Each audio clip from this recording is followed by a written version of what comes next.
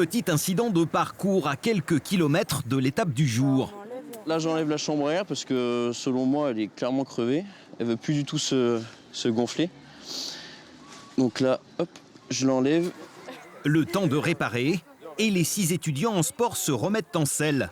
Direction Royan, l'une des 5 étapes de ce périple de 480 km entre Poitiers et Angoulême.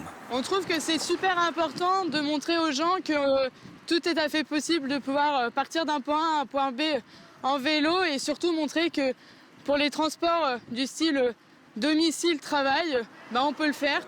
Convaincus de l'intérêt et même de la nécessité de ce mode de transport doux, ces amoureux de la petite reine vont porter la bonne parole.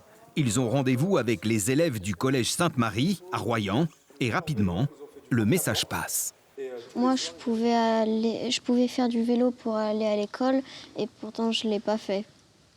Donc ça t'invite à réfléchir à ça? Oui. Et qu'est-ce que tu vas faire maintenant? Je pense que je vais faire quand même des efforts. C'est bien aussi pour la planète parce qu'il y a beaucoup de projets qui sont en place pour éviter de produire du CO2. Et franchement, c'est bien. Si le discours fait mouche auprès de ces collégiens, ils ne sont pas les seuls à en tirer profit. On avait des projets justement de sport de plein air et on s'est rendu compte que beaucoup d'enfants ne font pas de vélo. J'entendais les jeunes qui parlaient tout à l'heure, effectivement, faire des balades avec les parents.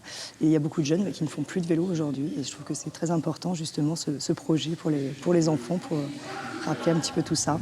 Alors à bon entendeur, même si le vélo a encore un peu de chemin à parcourir dans l'esprit de beaucoup d'entre nous, une chose est sûre, il gagne chaque jour un peu plus de terrain.